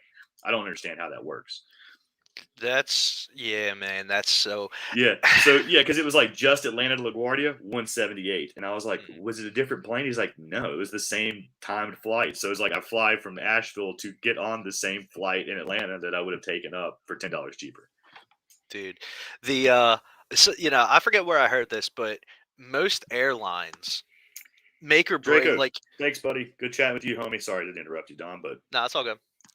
Appreciate you stopping by. I think so they operate at like a razor thin margin, right? And the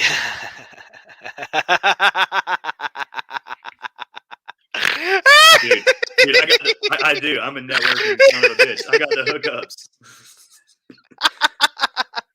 Yeah, Amir just every time he says something, I'm just so much more intrigued at who the hell is this dude? I don't know, but I'm gonna find out. This guy's like, Yeah, right. I like it. yeah, I like it too. All right. So anyway, um, Amir is saying, Cass got the airline hookups, and if you know, you know. We'll leave it at that. But so these airlines operate at a razor thin margin, and they either make or break each quarter on the gas fuel contracts that they sign and what rate, because the market for that is always fluctuating all over the Mhm. place. So if you get in at at a point where um the market goes way up, but you're in a structured contract that's set for the next 2 years or however long they're structured out, then you're getting that fuel at a set price that might be, 20-25% less than the market at some points. So when all these other tickets are jacking up, then you can raise your prices a certain level and still operate Mhm. below market value, but higher than what your baseline is. Yeah. But on the flip side of that, if you lock into a contract and then the price for the jet fuel drops, then you're paying that set price maybe 20-25% over what all these other Mhm. airlines might be able to get in at. And that's how these airlines that get bought up and restructure contracts and things like that. I don't know how I got on that topic. Because we It's were all, talking oh about my yeah. flight out of Asheville to Atlanta and then Atlanta Oh to yeah, LaGuardia. but that's how that's how it gets that complicated, is because these Mhm. airlines are trying to make up their prices however they can, whenever they can, just to try Yeah. to get it going. And it doesn't make any practical sense. It's just them trying to, you know, get their money back, Yeah. basically. But yeah, no. So I'm doing that one. I've got that flight. So listen to this. So here's what I got coming up this week or this month. Next weekend, I think, is Battle for the Belts in Charlotte, the AEW Okay. show. I think that's next Saturday. Right. So then Wednesday after that is Raleigh Dynamite. So it's Dynamite in Raleigh. So I'm driving 3 hours to Charlotte and then come back home. Then 3 days later, I go 5 hours to Raleigh and I do that. And then I think that's like the 12th or the 13th or something like that. And then that weekend, the next weekend, so I come home from Raleigh from Dynamite. And then Friday night, I'm going back to Atlanta for Zicky Dice's Outlandish, whatever show, Zicky's show. And then Saturday's Terminus, the Gresham and Baron Black company debut. So I'm going to be there for that. So I got 4 shows in the next 2 weeks. So then after Terminus, I realized that's like the 16th. Well, fucking Hammerstein and stuff's the 21st. So I'm flying out the next fucking weekend to go to New York for the Hall of Fame and Hammerstein. And that closes out the end of the month because I'm not doing anything the last weekend other than probably something local. You know, I mean, I probably will go to something regional if it's in Charlotte or wherever, if there's something the last weekend of the month. And then And then you I'm got the go, Rumble. yeah, and then the And Rumble, then and the then Rumble's on the February. 29th. And in February, also, I have probably going to do the Dynamite in Nashville because if I can drive 5 hours to Raleigh, I can drive 5 hours the other direction to Nashville. So I'll probably do that one, and then Atlanta GCW in February is March. That's in March actually, and fucking in March also I've got Revolution and the Rampage right before that. They actually approved me for the scrum this time for Revolution, so I will be at the media scrum for this pay per view. So Body Slam will have media scrum coverage this time. So we missed the last 2 pay-per-views in March. Tight. Um, but yeah, so March we'll have Revolution, Rampage those 2 nights, and then GCW I think is the next weekend because Revolution's on the 6th. My birthday's the 9th, and then GCW is the 12th. So it's like I got a nice bookended wrestling weekends with my birthday right in the middle for March. So I've got a busy next 3 months. Yeah, man, you really do. How many miles? I want to know how many miles you have on your car. Oh God! Since I bought it last year, I Uh put 35,000 on it. I think. huh. Unbelievable. Oh man. Um, before we wrap up, because we've been on Oh for wait, about an hour do and we a want to half. get to GCW yesterday? We didn't even talk about last night's GCW show. Oh my God! All right, well that's what I was going to segue into. Is before we wrap up, I wanted to talk about. I forgot that you haven't even started on that. I wanted to ask about the Scotty Too Hottie. Mr. Purple, Mike in the comments was talking Also, about. yes, Amir, we will stream the media scrum. I'll try to do it live. It just depends on the internet in the building. But if not, as soon as it's over, I upload everything. So yeah, I usually can do it live. I try to. So that shouldn't be a problem. But yeah, it'll be on the channel. We'll have the entire coverage up here. So sorry, but you were asking about this. Yeah. So I'm very interested in because when you were mentioning that Scotty 2 Hotty was on, I've always been a big fan of Scotty 2 Hotty, and I think it was Mr. Purple in the comments that he had a tearjerker of a promo too. So how did that Yeah. go? What did he talk about, and what were your thoughts? Yeah, that was the second or third match of the night. He wrestled Janela, and him and Joey put on a really good match, man. Like the thing with that, what I enjoyed about that match is because like he hadn't wrestled in 6 years. Scotty 2 Hotty hasn't been in the ring in 6 years because while he's been a coach or a trainer in WWE, apparently like KG said this last night on the commentary that he found out from SAP that they didn't allow him to take bumps. So the whole time WWE employed him as a coach, he wasn't allowed to bump at all in the ring or do any of that stuff. So Yeah, he had a was just bad neck, coaching. like cervical problem, Yeah. right? So he was just coaching and training without actually getting to wrestle. And that's Okay. when he wanted to wrestle. So when he's parted ways with him recently and is no longer a coach, this was his first match back. And it was fucking awesome. And you can see the difference in like what he knows about. So the whole beginning, the crowd chanted "Holy shit!" and "This is awesome" or whatever for a fucking glasses spot at the beginning when they hadn't even touched each other yet. So Joey had his glasses on. Scotty 2 Hotty pulled out his glasses. You didn't notice then they swapped glasses, and it was for the first 5 minutes of the match. It's the best thing. Some of the things I like about wrestling the most, where it's like just working the crowd, the hokiness, working the crowd without even actually doing anything. Right, and it was just fucking great. It was nostalgic. Everything about that match. And then they went out and like I said, that was before the match even started. You get the whole like, this is the worm. This is Scotty 2 Hotty. You feel the character again. And then just goes on and wrestles, and they just tore it down, dude. And afterwards, Joey took the mic and just pretty much said the same. I mean, they had a little moment afterwards, like a tear-jerking moment where he talked about wrestling and being away from it and how he wanted to do it, be back, and GCW accepted him, man. It's like, it was great. He did a good job. And I'd love to see more of him in GCW, and I really hope we get a lot more of it too. But I mean, I really want to go back and watch it, and that was one of the things leading. Like as I was watching day one last night, when you were going, telling me what was going on, I was like, well, this happened, like right here. He took a DVD on the apron and then did a cannonball senton to the floor. Like, this is a guy that they weren't going to allow to bump. Really? And this is a guy they weren't going to allow to bump, dude. And he's just out there just fucking killing it, bro. Right. It was so fun. It was such a fun match. It was a match that when I saw them announce that, I was like, oh, this is going to be good. Joey Janela and Scotty 2 Hotty. I never knew I wanted to see that. But then, dude, that's a match that I didn't know I wanted it until I saw it. And now it's so much fun. It was probably one of my favorites of the weekend. It really was. Right. Yeah. The WWE saying that they can't bump as opposed to another doctor saying they can't bump. I think it's not necessarily like on the indies. If you can find a doctor, a reputable doctor that's going to say, look, you can do it. There's always going to be a certain level of precaution that you need to take now moving forward, but you can do it.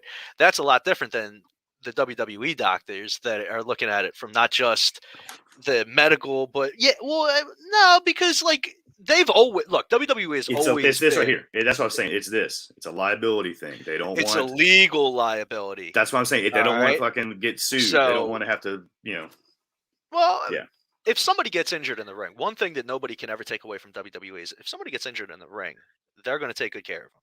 Yeah. But it's the filter. The medical filter is different in WWE, because of the liability. So their doctors are told, don't look at it as can you do it. Look at it is there any kind of even slight raised level of risk because of prior I'm injury. sure they didn't put it into a formula too to be like, okay, how much, No, I don't know if there's a complicated It's probably a formula. risk-reward formula too to be like, all right, Yeah, but I think it would have to be an extreme situation. I think generally, like looking at it from a legal background, a medical background, I would think that it would be the kind of thing where it's like, if they had an injury before, is there any, and it's a serious injury, is there any legit is there any heightened risk moving forward? And if the answer is Well, yeah, but they can still do it. Then it's all right. No, they can't do it. Yeah. Whereas if somebody tears an ACL or fractures a clavicle or something like that, that's going to repair. It's like, all right, is there any heightened risk of it happening again? Well, yeah, but not any more so than before. All right, well, Yeah. let them jump in there. Yeah, no, I agree. But But anyway, also, shout off out topic. Andy. What's up, Andy? Happy New Year, Andy. Thanks for holding things down at on the English side on the other side of the pond for us with the British and European wrestling news, man. And Dude, coverage. Andy, I need you to know. Oh wait, no, different person. I'm sorry. Happy New Year, Andy. Who did you think he was? This is my favorite thing. I always mix him up. No, because he has a show on Body Slam. Yeah, he's Tea and Tights. He's Tea and Tights, which you can also catch on Body Slam Net and over at on our YouTube if you're not subscribed already. They're part of the new coalition of podcasts that he's been around assembled. for a long. He's been there. Yeah, he's been there for a while. Over a year, almost 2 years now. He was like Tea and Tights was on there basically from the time that we've been on there. Mm-hmm. Before, right? When we started doing this, was it even before us? Okay, so and we've been we had our 1 year anniversary on September 11th. Yeah. Wasn't intentional, but yeah, that's our anniversary. Anyway, but yeah, I always mix him up. But I feel bad because I always mix him up with this Andy who is also from England, who sent me a book to read, a wrestling biography that he wrote. Andy Scott. Oh, nice. Yeah. Shout out to Andy Scott, who I'm sorry, Andy Moore, that I mix you up sometimes in conversation with him. But yeah, this guy, London's Lovable Villains. It's this true story of Chick Cocky Knight's colorful life. So I told him a while ago that I would read it and then have him on the interview. And now that school's out, I have the time. So, what do you want to talk about? We're an hour and a half in. Do you want to keep going? Should we wrap it up? I want to finish the GCW at least because we barely touched on that from last time. So I keep brushing it over. Yeah. So anyway, we talked about Scotty 2 Hotty, but no, like the Briscoes defended their GCW tag titles against Alex Zane and Blake Christian, and that match was fucking awesome because you get two freshly removed NXT products that are just real crisp and seasoned right now and just real sharp against the Briscoes, who are probably some of the best tag team wrestlers ever. And it was two completely different styles that totally matched up well together, and it just worked. Tankman he had an awesome fucking match against Yo-Yo. That was fun because you get huge Tank versus tiny little Yo-Yo. I think it was a 230-pound discrepancy in fucking weight during that match. So Tankman at like 360 and Yo-Yo at 130 was the weight there, and that was a fun match just to watch. But then we had Janela Scotty 2 Hotty. Then we had the State of the Effie address, and Effie responded to my tweet this morning about it. I don't know if you saw that, but I ain't on Twitter. This was Follow me on Twitter. This was the moment. Yeah, this was the moment I was talking about with Jeff Jarrett, where Effie was doing his State of the Effie address, and he announced that he's fine. Effie's fine, and then the lights go out, and when the lights come back on, there's a guy in a cowboy hat and dark clothes, standing behind with a guitar, and it's Jeff Jarrett. Wallops him in the fucking head, takes everything off, reveals who it is, and I'm assuming that now sets up Effie and Jeff Jarrett at Hammerstein. Interesting. Which, fuck yeah. And I was like, is anybody else as excited about the potential Jeff Jarrett and Effie match at Hammerstein as me? And Effie responded, no. So Effie's apparently not a fan of me being a fan of Jeff Jarrett, but he's a big friend of the show. So I guess he'll understand. He'll have to understand it. Yeah, he's got to, man. I mean, JEFF, baby.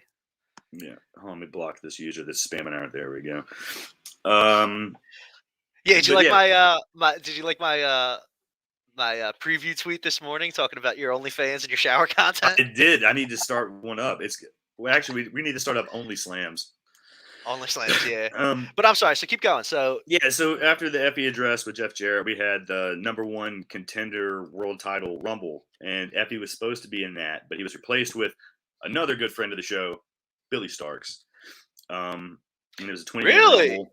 It was a 20-man Rumble. 2 people entered to start. It was Jordan Oliver. How didn't you tell me that last night, dude?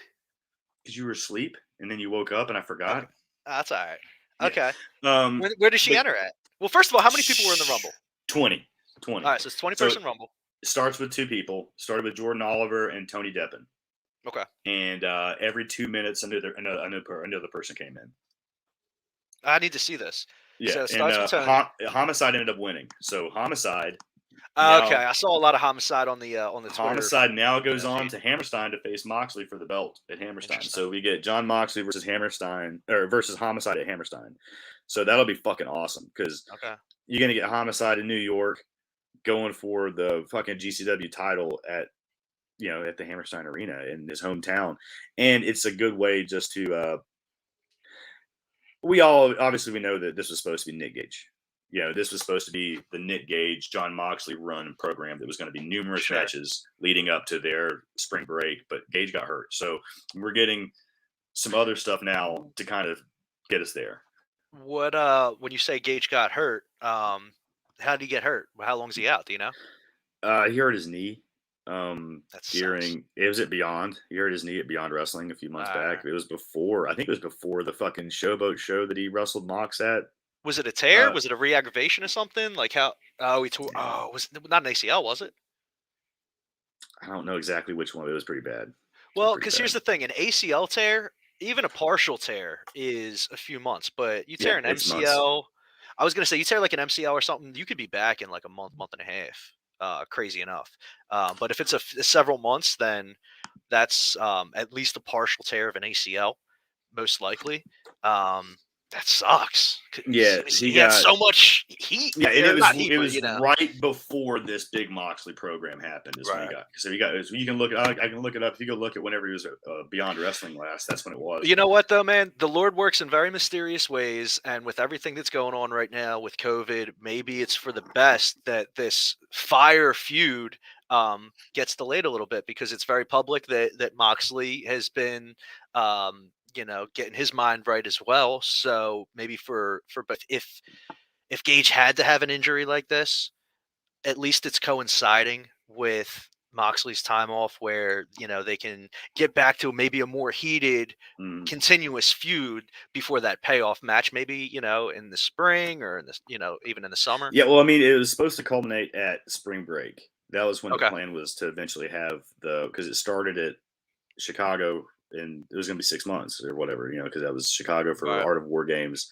It's when it starts, and then it was going to wrap up at spring break. So I don't know what it's supposed to be multiple matches. So I don't know if we're going to extend that now and get more matches to lead to that, or if they just kind of, change the plans up a little bit to eventually get to that match. But I mean, we'll see soon. They're both coming back. I guess Mox will be back in 3 weeks for his first match back. Mm-hmm. Since going into rehab. Is that set in stone? Or is that kind of still... Mox and Homicide at Hammerstein. They announced it. Okay, cool. Yeah, that was what that was what the title, the Battle Rumble or the Royal Rumble kind of gimmick, the number one contendership Rumble match was to see who was going to challenge at Hammerstein. And Homicide won. But yeah, number 19, Billy came in at 19. She replaced Effie, so she was the 19th entrant. And then Grim Reaper. Or is Grim Reaper, not Reaper, Jay. Grim Reaper. Kids these days. She's 17. She doesn't even know about Reaper anyway. Grim Reaper came she's probably listening like, no, they don't know that's old school drug. There's some new shit that's out there. That doesn't mean the same thing anymore. Probably old, like we go Urban Dictionary up what that means with their marijuana. Yeah. You guys want to smoke a reefer? Yeah. No. But yeah, so Grim Reaper came in at 20. Yeah, he was the 420. So how did Billy do when she was in? First of all, how did Tony do when he was in? Tony started and he stayed pretty late. Tony Deppen was one of the final 5, I think. Sweet. But Billy was in kind of. She was in and out pretty quick. There was a spot though. But that's awesome that she had the spot. That's cool. There was a spot with her and AJ Gray and Allie that was great. So like, I think. If you see Allie and Billy standing there, and then in the background, AJ Gray just like pops up and just looks at him and just gives him a look, and then just like runs through and clotheslines them both or whatever. Okay. It was yeah. Gotcha. Yeah. I don't know what it means, and do I need to? We're just being We're just talking shit. Yeah, we're talking just being shit. corny. Yeah, AJ was awesome last night. But there was, like you said, there was some great gifts out of that Okay. from the match. But yeah, that was a good spot. And then I think she got eliminated pretty quick after that. But new gear, new hair. She had a new hairstyle last night. Billy did. She's got blonde with some blue streaks now, so she changed her look a little bit. Oh, really? Yeah. Well, you know what? She's graduating soon. She's got graduation and all that stuff. She probably has to. Wait, no, she already graduated, right? No, dude, she's she 17. 17. Oh. She just turned 17 last month. Damn, serious? I thought she was 17 when we interviewed her. I thought so too. She's 16. She just turned 17. Jesus Christ. Okay. Well, oh, sorry. Well, anyway, yeah, but she's probably in her senior year of high school. She probably wants to have a more, regular look for a little bit, which is her and Jay Shell have been becoming besties, talking about the ACT and school stuff lately. So yeah, they're. That's what I mean. It's so wild to just, you know what I mean, like trying to compare the two lives. Same thing with Jay Shell. Like she's in the same scenario too. You know what I mean? But oh crap! What was I gonna say? I had something that was in the Billy comments. Graduates next down. Yeah. So like, Jay and I were joking about this yesterday. She posted something. It was like 300 and so many more days. And I was like, did she just start her barely legal countdown? And she was like, she did. Oh my God. I was like, God damn it. That gets me mad. That's how I know that I'm like an old man in the comments. It's like, yeah, well, Jay, we were talking colleges last time we were on together. Which, by the way, I apologize again for sleeping through the last scheduled broadcast together. She was like, "Where's Dom?" I was like, "He's asleep." Asleep. He hasn't responded to me. He's asleep. Yeah. But it's it just gets me mad, man. Twitter it's such you forget how much of a small portion of the world the Twitter audience is. But man, it's just so grimy. Like nobody can post anything without it. Like first of all, nobody can post anything that blows up without there being just a certain level of just like poison in the comments. And I thought about this recently with Shaza. She posted something. It was like Final Thursday or Final Friday or something like that. It was a bikini pic, and just the hate in the comments and just like the straight up like BS. But that's what made me think when it was like the barely legal countdown. I was like, as I'm sitting here talking about Billy, I'm sure there's somebody listening who's probably got some kind of like screwed up comment like waiting in their heads. You know what I mean? And it's just gonna take that way out of context and doesn't realize that, like we're friends with this girl. We're not meaning that any way at all. But even in general, you know what I mean? Like just that's everywhere. Like just everywhere. Any comment and any Twitter stage. Dude. So there was a little bit. Twitter sucks, man. That's why I'm never on it. There was a little bit of beef last night. With who? So hold on. See, and Jay, don't even bring that up. Don't even bring that up because unfortunately, in the comments, Jay, I'm sure there's so many guys that are probably in your DMs all the time that say the exact same thing, and it's disgusting. You know, and I'm sorry that you got to deal with that. I'm sorry Billy probably has to deal with that, and I'm sorry Shaza has to deal with it. It was because nobody's hitting me up in my DMs. You know what I mean? It was some Twitter beef about, and it's wild. It's between AJ Gray and Ron Funches. Yeah. Have you seen this? No. I didn't even hear what you said. I just Jay Shaw cracking me up in the comments. Yeah. Yo, touche, girl. Yeah, no, we were talking about it yesterday. Like, get your fucking money, bro. Do what you gotta do, man. Yeah, that's so funny. Yeah. Yeah. Exactly. No, there's. Yeah, but that's what I mean. That's what I mean. Yeah. Yeah. And you put somebody on last night recently. Well, okay, go ahead. Probably, but no. So last night, like somebody Ron Funches made a comment about. And it was that spot I was talking about where you have Allie and Billy standing there kind of with their backs to the camera, and then AJ pops up and cuts him a look. And now I'm pretty sure like Ron Funches knows Billy, knows wrestling, and I don't think he knew that she had changed her hair and that was her. Because he made a comment and he posted, Ron Funches posted, it's like, and it showed that, and it was like, this is the first scene of every black.com video. You know, I mean, it's just like a porn video comment or whatever. Right, and somebody was like, and it was like, hey, she's 17. Like, that's fucked up. And he was like, I didn't know that was her. You know, he probably didn't, but I get it. Now that's a big beef. Now it looks like him and AJ going back and forth at it. So somebody sent me that. Oh, really? And yeah, dude. And like him and Ron Funches are talking shit. Ron's like, I didn't know she was a minor. You can reach me directly. Fuck off. And then AJ's like, nah, this ain't something to thank me about. I ain't arguing with a brick wall. Dude, they're going back and forth about it. And it was wild, man. Like, I'm looking at it right now. But, yeah, Twitter, man. Twitter's wild. What else from last night? Anything else you want to hit on? So then after that Rumble or whatever, we went straight into the fucking death match to close it out, or whatever.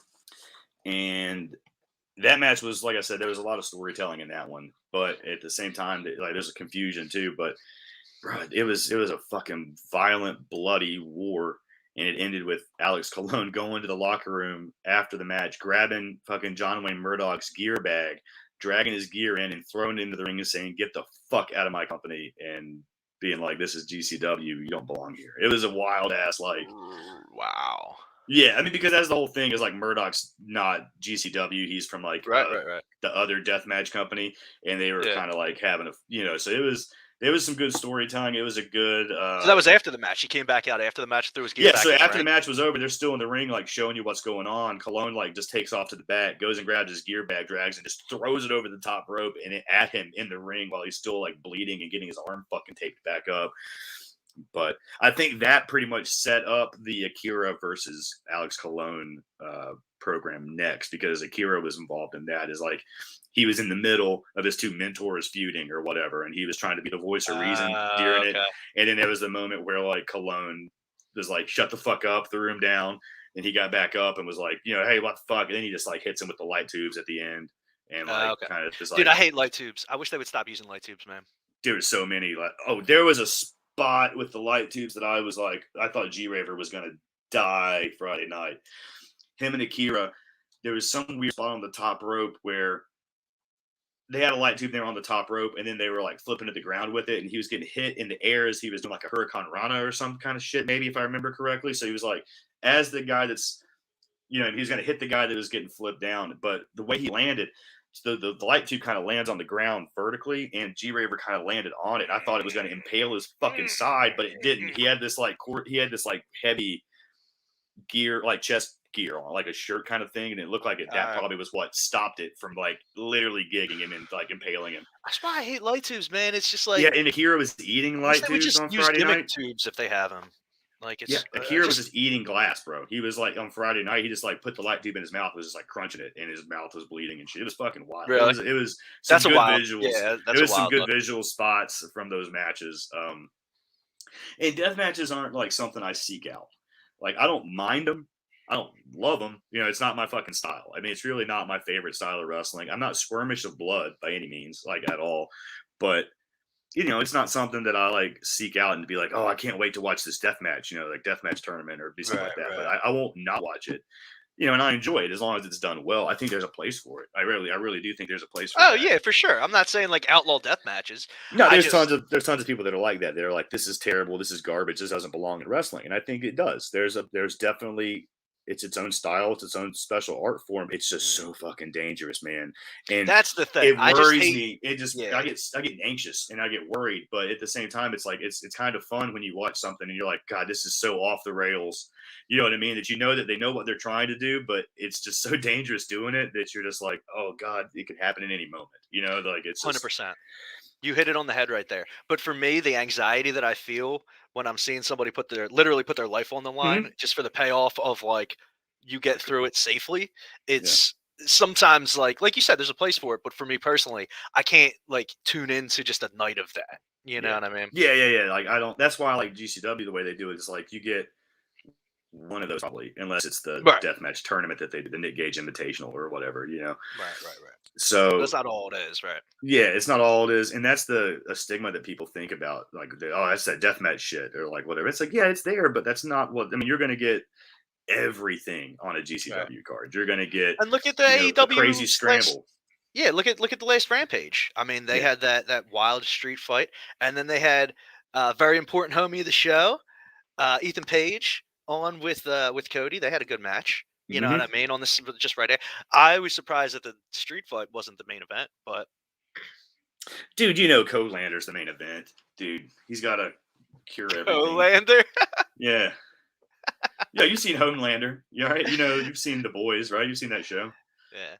Yeah, I love. That's one of my favorite new things is him wearing the Homelander gear, and people calling him Codelander. Mm-hmm. But no, Cody. Wow, Let's yeah, we could get into some Cody stuff. I like Cody. It's hard to. Yeah, me too. I like him and I don't like him at the same time. You know what I mean? But I kind of like his heel stuff. I like what he's doing as a heel. The oblivious, obvious but oblivious heel work that he's doing it's fun. But look at this, our man Mike, agreeing with you. Ethan Page, the greatest Canadian wrestler. He does not of all need time. a mouthpiece. Neither does Scorpio Sky, for that matter. Neither No, of them they don't. I mean, look, I get They don't it. need It's it, a but good it's team, yeah. but I want to see Ethan Page with a title around his waist and a mic in his hand. That's how I want to see Ethan Page on AEW. That being said, there's a lot more we can talk about, and I looking forward to maybe next weekend jumping back on doing another show with you if you're available for it. But yeah, if you wanna... Sunday definitely. Saturday I got Battle for the Belts. So Right, we could do Sunday. That works. Why don't we Saturday nights after Battle for the Belts gimmick too? Yeah, why don't we wrap this up though, and we can each give our final thoughts. But before we do so, I want to remind everybody who's listening. First of all, thank you so much for hanging out with us today and listening to this episode. Make sure again to win my stuff. I got a lot of stuff on the line. We got some autographs and a Stone Cold. Let's address this real quick before we go. You see this comment right here? The third TBS title reign. You guys are lucky you didn't get it in fucking September. I was gonna say, and you know what? Maybe that's why I'm because I was expecting it since. Because I told you guys, remember that was I wrote that report, and that's the thing. So when I wrote that report the day after All Out, it's like, hey, Cody's coming back real soon, within the next 2 weeks, and there's a big plan for when he comes back. The big plan I was talking about wasn't his Malachi Black feud. It was this fucking TBS title run, or TNT title run, which had been that was in the books since September. So I knew that and it was set in stone since then, because it's been set in stone. I knew he wasn't going to take it off Miro. Right. Remember we talked about that, because I remember saying like, yeah, I don't think he's taking it off Miro. I heard it was somebody else, so somebody that was going to be a transitional champion from Miro to Cody, and it just sucks that Sammy was that was his role. But I mean, he had a good little run too. I mean, Sammy got a belt. Dude, I don't feel bad for Sammy right now. Dude, I don't think anybody feels bad for Sammy. Before we get off here, let's talk about that. So, we don't have to. Friday, I want to. Friday night, in the midst of all that drama, he posts that picture of him and Tay. I didn't. Happy New Year, us together. Did you see that, maybe. Sammy and Tay? Nah, but I know they were kind of basically like publicly out about it No, they were not publicly out about it. That was the thing. They were posting all kinds of pictures and stuff, but hanging out. But see, when Sam, so you're way off. You don't even know what's going on. So you know Sammy and his apparently I do. Apparently you should have hit me up for news on this one, because I was in the know before. I was in the know for a long time on this one too. I was in the know a long time for this one too. It was just like it hadn't publicly said anything.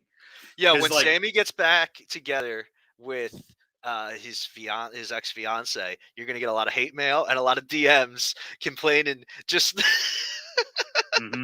But yeah, the amount of hate you got for that Charlotte and Jade thing is insane. Like, people can't break up and get back together. It's exactly, but even still, it's literally the equivalent of people like mailing in like complaint letters to the National Enquirer. Right? Dude, people were telling me to kill myself on Christmas. You said that the Queen was gonna get abducted by aliens and she didn't do it. Dude, people were literally telling me to kill myself on Christmas because they were back together. And they were like, we knew you were a liar. Go ahead and kill yourself now. I'm like, what? Guys, Merry Christmas. Also, but fuck you. Obviously, you've never been in a relationship. Like, they were definitely broken up and they definitely got back together. Like, yeah. It happens, but I just think talking about like their own personal shit. That's why I didn't. Other than the initial report, all I was gonna say was I'm not gonna feel bad for Sammy. No, but I do feel like a favor got called in on Friday night to be like, hey, we need to deflect some of this attention. Why don't you guys post that picture of you guys together and be, that was a wild little, like, the timing was kind of whatever, and Twitter was taking off on that too. Be like, there was a favor called in there. That was some deflecting strategies, but Man, but yeah, good for him, I guess. I mean, it sucks for, I guess, his ex-fiance situation, but that was a long time coming. I sensed that. I think everybody did too, but that sucks. But good for him, I Guys, guess. thank you so much for listening. Where can we find And you, Dom? Dom, I where can was we gonna find say, well, everybody? hold on. Jeez Louise. Make sure that you participate in our giveaway that we're going to be giving the Giveaways. next round of Win My Stuff competition. We have some What's up? What are you autographs. giving away? We have Autographs? You a giving away book anything that I else? won 20 plus years ago at the Scholastic Book Fair. 20 years ago on the dot, actually. So the 20th anniversary of me buying it. And we're going to send that out to the winners. Make sure to participate by subscribing and to us on our YouTube, Body Slam Net. Take a screenshot that show that you follow us and subscribe to us there, and then hit us up on Twitter. Follow us on bodyslam_pod and the head honcho account, Body Slam Net. And at the Body Slam Pod Twitter, we're going to have the pinned tweet up top. Make sure you post that screenshot. It's in a showing that you ponytail, follow J-Shell. us. Make sure you post that screenshot following us and put it in there. We're going to pick a winner from there. That's how you win.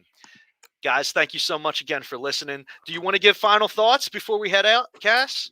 Yeah, man, I just want to say Happy New Year to everybody. I want to thank all of our followers and all of our new followers and just all of our original Day One is H followers that have helped support Body Slam and all of our podcast products and, all the stuff that we're putting out for you guys, man. I mean, really, like, if people don't watch, what's the fucking point of doing it? You know what I mean? So that's why we're here.